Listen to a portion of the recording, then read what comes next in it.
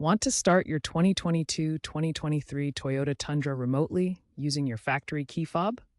It's a standard feature on most trims. First, ensure your Tundra is in park. All doors and hood are closed and locked. Then, press the lock button on your key fob twice in quick succession, within 1 second. You should see the lights flash and hear a beep indicating the engine has started. The engine will run for about 10 minutes.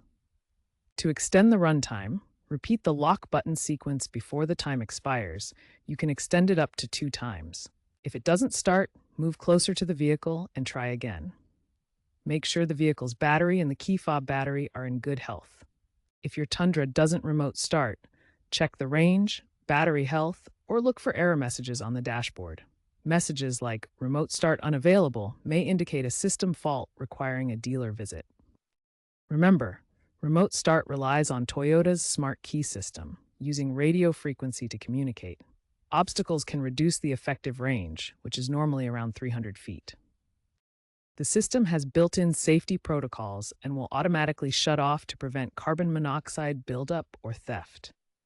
The feature won't work while driving or with certain engine faults. Software updates have improved battery management, extending range and runtime in extreme conditions. Key fob reliance remains strong, providing reliable operation even without smartphone integration.